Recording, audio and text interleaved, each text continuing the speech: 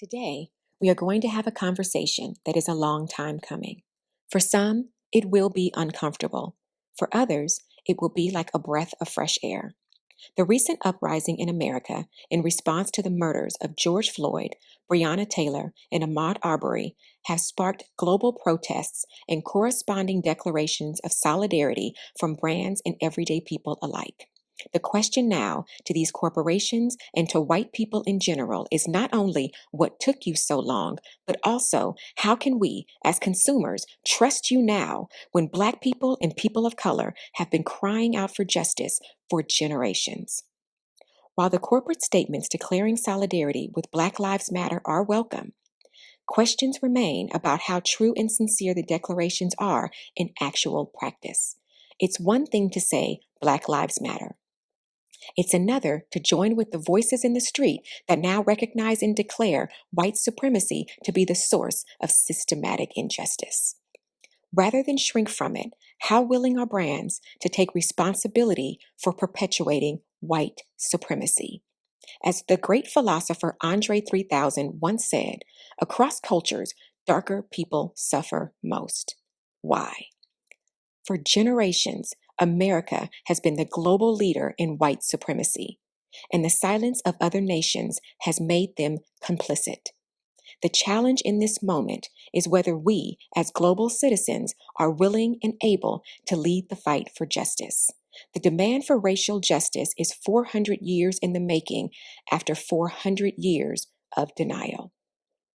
The images you are seeing on your screens are from protests all around the world of people, your consumers, who are fed up with the status quo and are taking to the streets to let you, the perceived establishment, know where they stand. These signs are the purest case study of what your consumers are thinking. It's time for action. The consumer mandate for brand activism and brand accountability has never been more clear.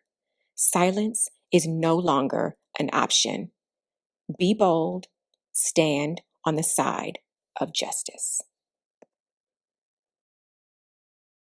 Welcome, everyone. I'm David Kim from the Center for Values, Ethics, and Culture at the Graduate Theological Union in Berkeley, California. I'm your host for today. Let's jump right into it with our first guest, Jabari Paul from Ben & Jerry's. Jabari Paul is a passionate champion for social justice who leads the U.S. activism work on the social mission team at Ben & Jerry's. The Ben & Jerry's brand is legendary for its bold stances on polarizing issues that most brands wouldn't touch with a 10-foot pole. His background in advocacy work and the nonprofit sector inform the authenticity of the social justice initiatives he drives for the brand. Thank you for joining us, Jabari. Thank you for having me. So, Jabari, I just wanted to start by talking about Ben & Jerry's as a brand leader. I mean, it has been unapologetically in support of equal rights for everyone, has spoken forcefully for racial justice. Can you talk about the specific values, the principles, and practices that Ben & Jerry's has put in place to cultivate a corporate culture so boldly committed to social justice and racial justice? Well, thank you for your question, Dr. David, and it's a pleasure to be on this forum, participating in this forum with you, Attorney Crump, and Mr. Jenkins. At Ben & Jerry's, we believe that corporate statements and corporate giving is not enough. We work to leverage the full arsenal of our business tools, from our marketing capabilities to our shops, to our in-house talents that can curate content for storytelling, to add capacity to our NGO partners and help build their campaigns, especially when it seems that they're at watershed moments and can win with a little added support. And we certainly feel that investing in a way that is deeper than just corporate giving and statements is important, even more so given the backdrop of what's happening right now in our country. We also work to listen to and center the voices of people who are directly impacted by the issues that we care to address. And we're always careful to listen to the voices of our NGO partners who work directly with impacted communities. Lastly, we work to avoid stepping into communities and assuming the role of the white savior, right? which is basically like Superman. Um, Superman swoops in and out of communities in a way that feels very transactional. There's no real meaningful engagement or deep relationship building. Instead, our approach to this type of work is more of the barn raising model. In communities of old, people would bring their skills and their tools to a common place and they would raise barns together. What that did is it took away the focus of attention from any one person. There was no one hero, there was no one savior. Instead, the entire community was the hero, and that's our approach to engaging authentically with communities, which we certainly believe is important to do right now. I have to say that that image of the barn raising is really powerful. But we should draw attention to the statement that you all put out. It is arguably the strongest, most forthright statement from a company to stand not just for racial justice, but to stand for solidarity with Black folks in America and people of color. I want to know, like, what's the one thing that you would talk to America about, as from the corporate standpoint, right? That you're talking about the atonement of the sins against the violence against Black Americans. What's the one thing you would strongly recommend to other brands who are looking to shift their focus from seeking profit to seeking justice? Sure. I lifted one thing up earlier, which is centering the voices of people who are directly impacted, right? Realizing that, they are the subject matter experts, the people who are in the communities, who are on the ground, who put their bodies on the line. And I think that we have to respect people who put their bodies on the line each and every day to do this work. The other thing, and this may be a shameless plug a little bit, but is to hire people and promote people within your organizations from movement spaces, right? I don't have an MBA. I never worked at a company before coming to Ben & Jerry's. In a moment, you'll hear from my good friend, Attorney Crump, who I've known for a while because I met him while organizing. It really kind of amazes me the number of brand activist companies that don't have activists on their staff, right? And so I think that bringing in those voices is one thing that I would strongly recommend, because I think that helps with the company culture. My job is to manage the kind of external facing campaigns in the U.S. for the company, but a part of that is also bringing along all of my colleagues on this journey, right? And so, what helps me to do that is being able to speak from real lived experiences. So I would say that it's so important to pull people into your company and to promote them through the ranks who come from different backgrounds and not are all cut from the same cloth. That's one very important recommendation that I would make. There you go. We're going to come back to those themes in our dialogue with the rest of our panelists. But that idea that bringing everyday people, living people who've been in the mix is incredibly important. Our next guest is Malcolm Jenkins. Malcolm Jenkins is one of America's most high-profile athlete activists. He is co-founder of the Players Coalition and has spearheaded dozens of NFL players' efforts to impact racial and social inequality. His production company, Listen Up Media, showcases and distributes content that creates social awareness around systemic issues in society. He is an 11-year veteran of the National Football League. Thank you for joining us today, Malcolm. Kim, I appreciate you having me. Of course. So listen, we want to start by asking you to talk a bit about this felt responsibility, particularly in this moment, but this felt responsibility of Black athletes to stand up for issues of racial justice. Well, I think it's, one thing you have to remember is that we were Black before we were athletes. And when we're done being athletes, we'll still be Black. And so I don't think it's really a responsibility that we feel more so as like Black athletes. It's just as Black people who raise Black children, who have Black families, who look just like Ahmaud Arbery, Breonna Taylor, and George Floyd.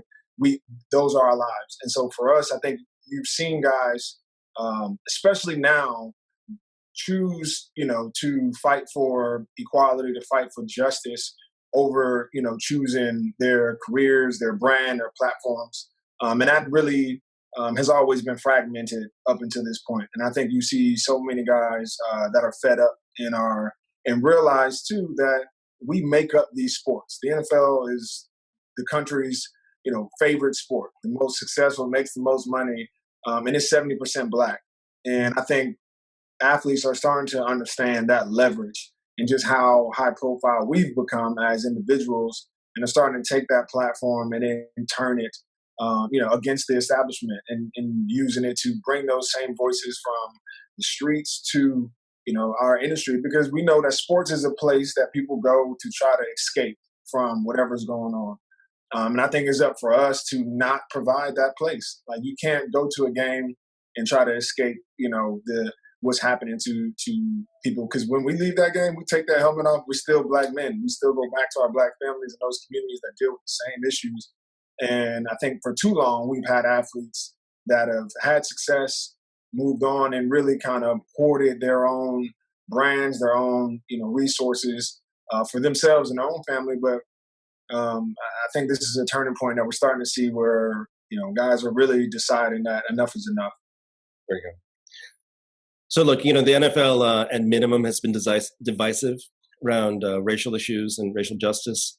It's been, for better or for worse, become a symbol of a brand's resistance to support important social justice movements.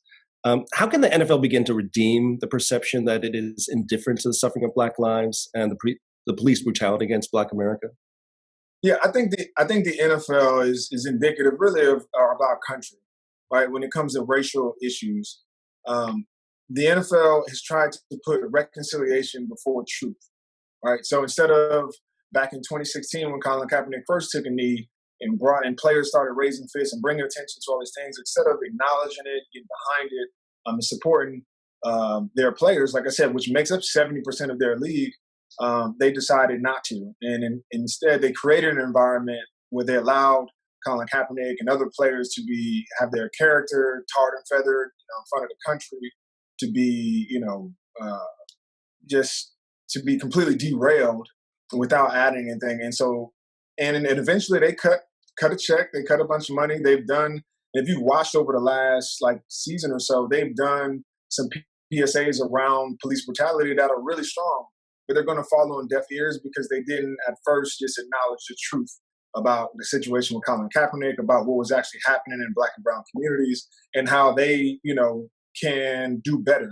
And until they start with that, that's where brands, I think, are messing up at this point, is you try to jump to reconciliation in order to save yourself. So you cut a check, you make a statement, but when people watch you, and if you never really acknowledge the truth, then the same, cycle of events that we have happening just continue to go on, and we don't change anything. Everybody feels better about, not being racist, but they haven't really actually come into the fight to fight against racism or actually change the status quo.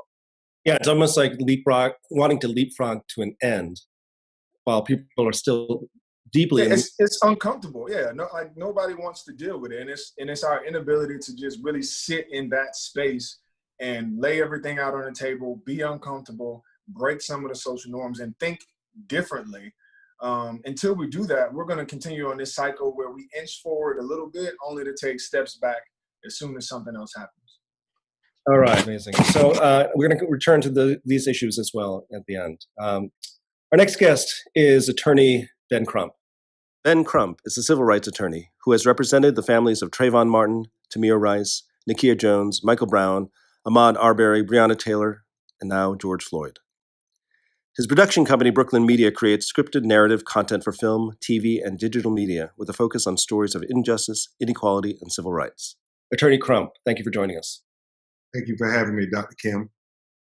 You are one of the most important point people, in this moment around the violence that has afflicted Black America.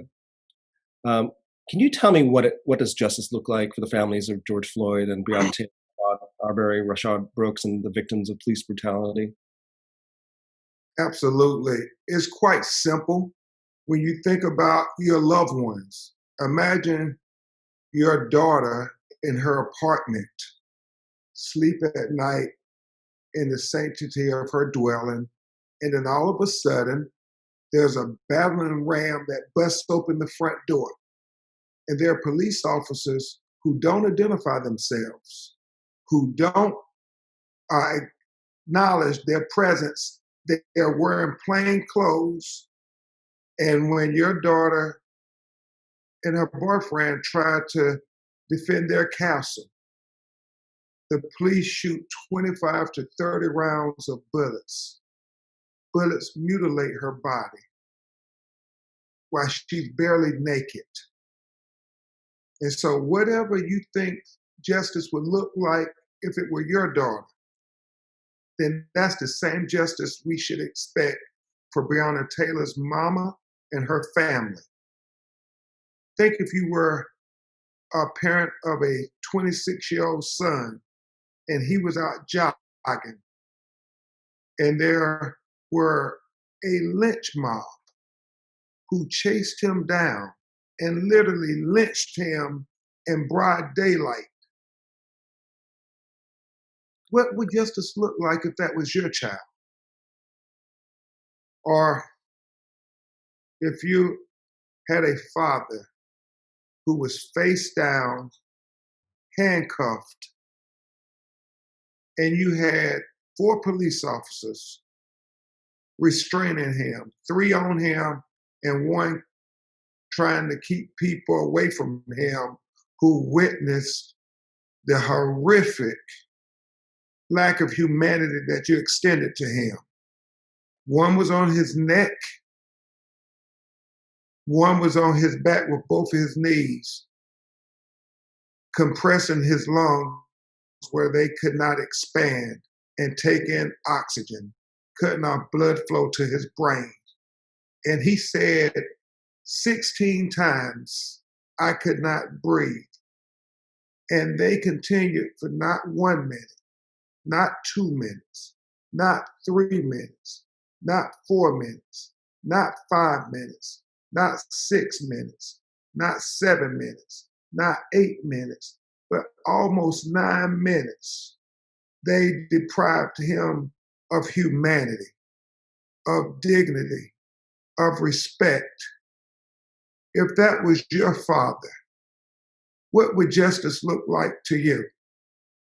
Because I get it, Dr. Kim, as Malcolm and Jabari said those profound things. It really comes back to what Thomas Jefferson's words were in the preamble to the Declaration of Independence.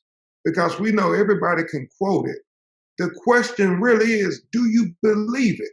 Do you really believe that all men were created equally, that they're endowed by their creator with certain inalienable rights, that amongst them are life, liberty, and the right to pursue happiness while you're on this earth? Because if you believe it, then you gotta say that applies to Black people too. And Black lives matter. Absolutely. It's searing to hear you in your account of what happened to those 3 beautiful souls.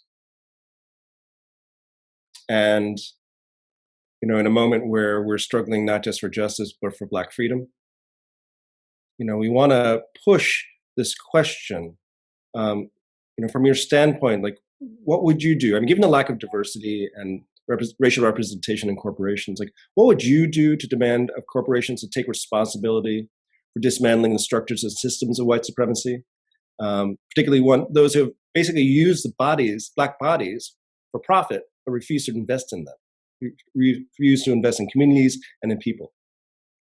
Yeah, and that's a profound question. I think it starts with this, and Jabari, you've heard me quote Dr. King before, where he says, we all have a role in this struggle.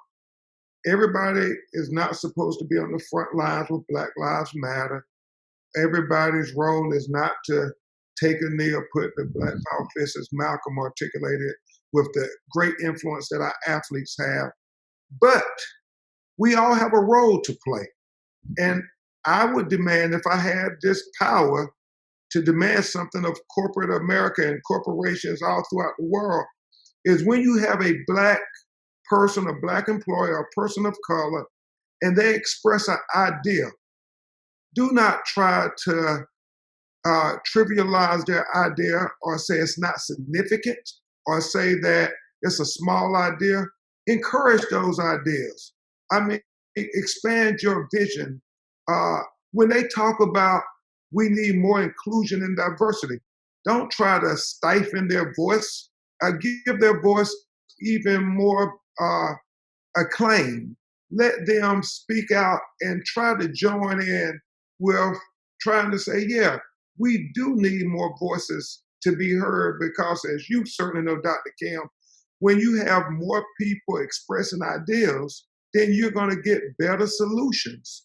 But if you try to tell them that their voice doesn't matter, then and you just want to throw money at the problem, then you really aren't doing anything other than what I believe is the least thing you can do. That's right. Why not do the most you can do if you really want to try to make it a better world? And and absolutely, and then we're going to go into our group discussion, but it's an important point to address. It's a profound expression of who you are as a company. It's a profound expression of who you are as a community to honor your people.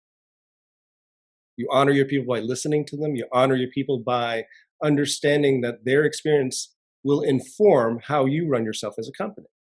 So listen, I want to bring all of you into a common conversation now.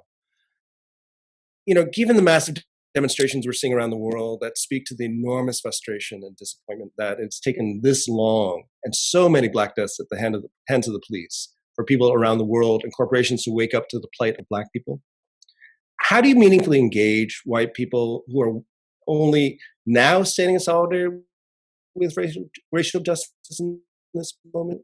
Like, how do you get them into this mix in a meaningful way? I think, for me, I've had to temper myself from expressing too much of my frustrations with, my white peers and friends. Because as a Black person who's been kind of yelling about these things, been using my voice and my platform, for this to be the awakening moment is kind of it's frustrating. But I also understand that everybody's kind of on a journey to learn where they've been at. But I think we can't get fooled by this moment, because we understand that this fight is like a long game, right? This is, people have to be in for the long haul because it's not going to change overnight. But this is an opportunity, I think, with as much energy as we have in our streets to really push for something new. And so for those who are, my white counterparts who come and ask how they can help, it's not just about a small policy change or banning chokeholds there and all these things. It's about a radical change in the way that we not only do policing, but the way that we govern ourselves. Because if we want to, we're saying Black Lives Matter and Voices Matter, and this is about really uplifting Black people. Black people will tell you the police have never worked for us. You want to say make America great again? America, what year are you talking about? America has never been great for Black people. And so unless we redo our structures, our systems, to make sure that they are just, they are equity, and there's accountability to everybody, then just inching along is not really helping. We need to really, change the way that we think about how our history and understand where we've come from and how it affects where we are today. But when we want to move on, it can't be a new version of what we've already done, because that has not worked up to this point. Yeah, I mean, to that point, Jabari, like, how do you get people to subscribe to the idea that you have to engage in radical change, not just in oneself, but the entire social order?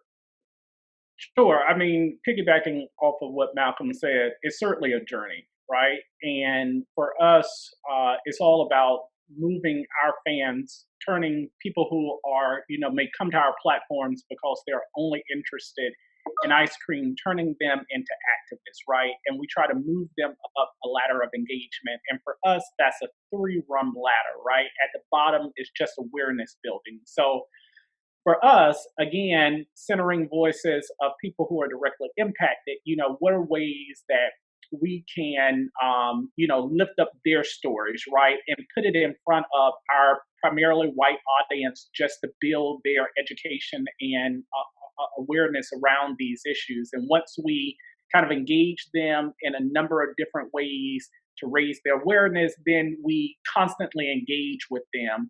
And when we engage, we're always driving them towards some sort of call to action, giving them something that they can do, right? Whether that is to reach out to a local legislature, it might be to go and watch a film or to read a book, but there's always some sort of call to action. And most times for us, those call to actions are tied to the work of partners who we're in collaboration with, the Color of Change in terms of talking about a pledge, an advancement project, an NAACP.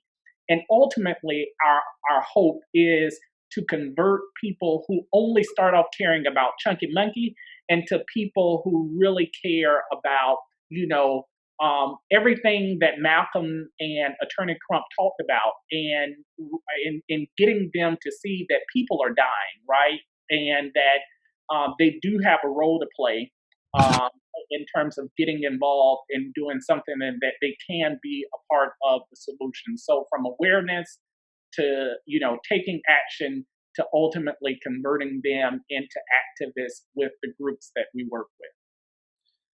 That's powerful. Attorney Crump, taking up that point from Jabari, that this idea that you can effectively convert everyday folks into active participants in the fight for justice. How do you do this from the standpoint of the law?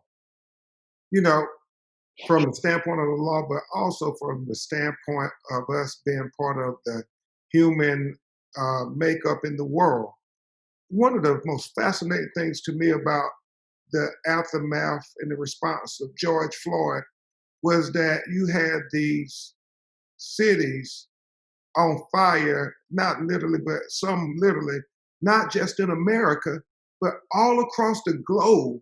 It was so deep to me when our office was getting calls from Berlin, Germany, from Paris, France, from Sydney, Australia, Toronto, Canada, all saying, I can't breathe.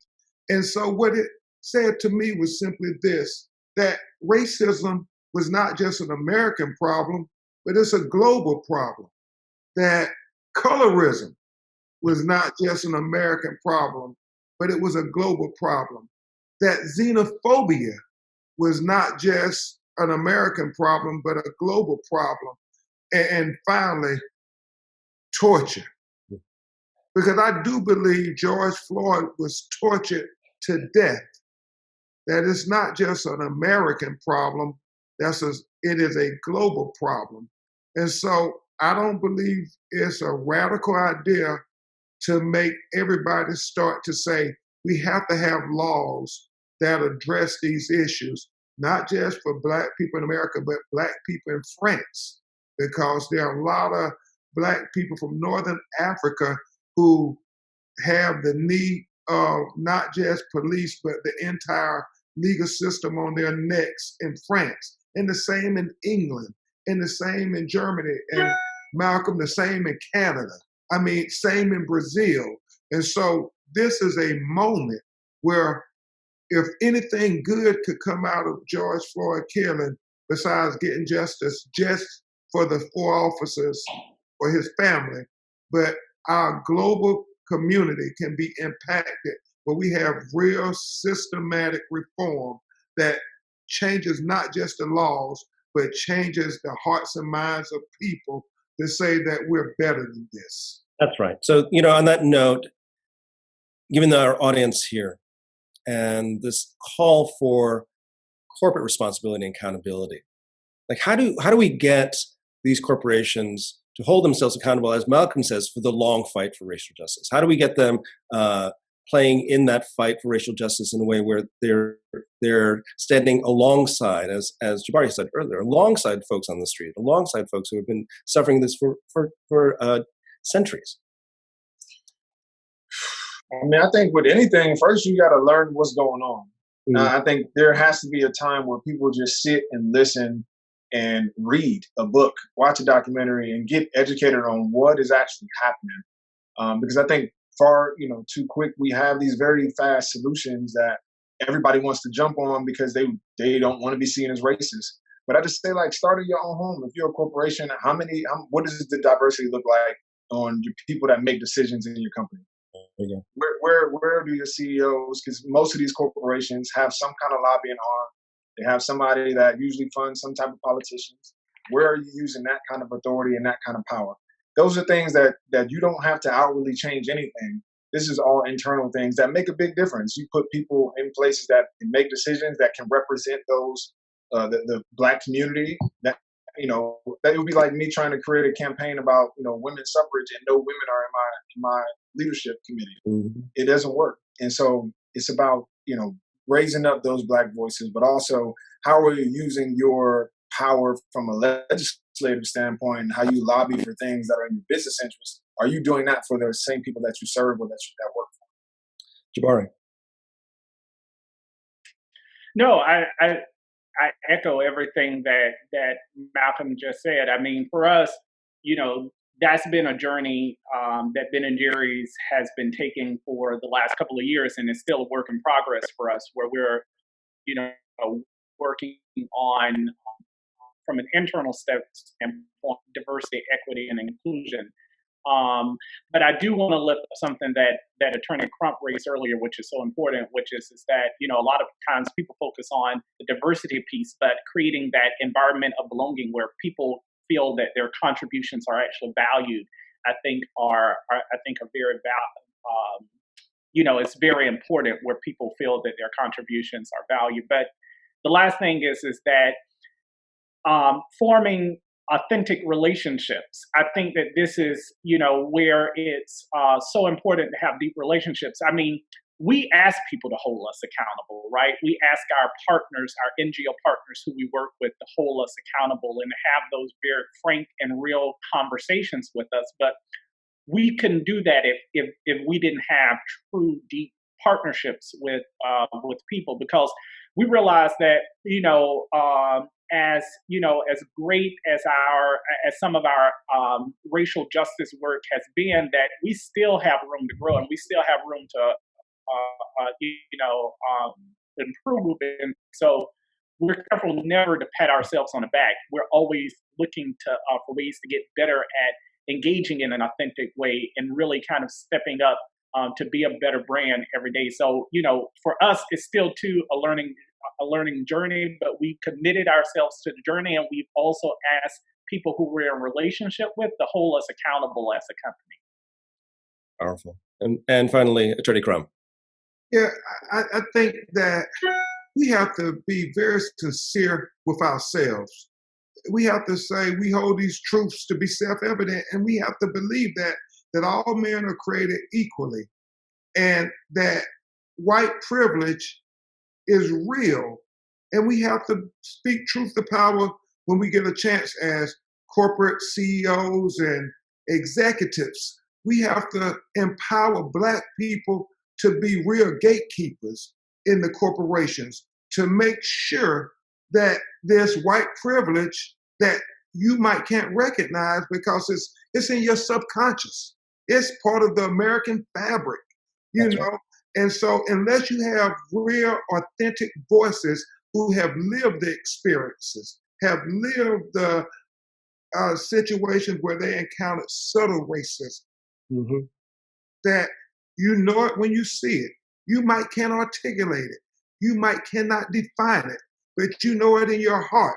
Those are the people who need to be the gatekeepers, who are working on those lobbying firms, Malcolm, who are the chief human resources, Jabari, who are hiring people, Dr. Kim, those people who are bringing folks in to lecture to the corporations about not just being an okay corporate citizen, but being a good corporate citizen. When you say a good corporate citizen, it's a person who has the courage to follow the conviction of their conscience.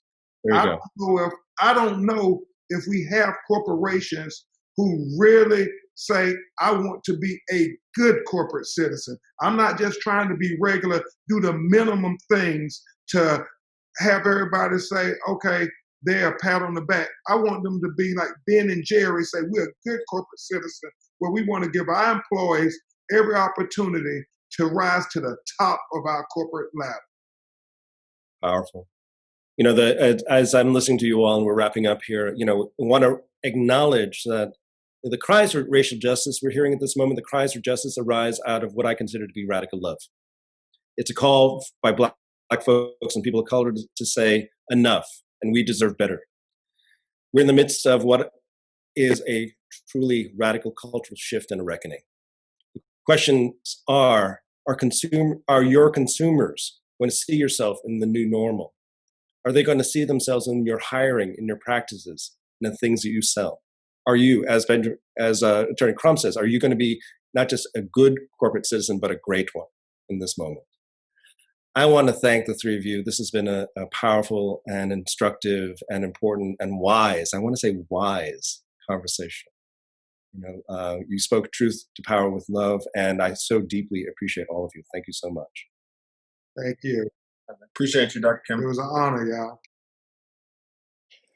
An important takeaway from this session is that statements in solidarity, while important, are only the first step. The consumers of Gen We are making their voices heard and are saying that silence and inaction on injustices of any kind is no longer acceptable. Taking a definitive stance for justice and equality is now a condition for brand loyalty.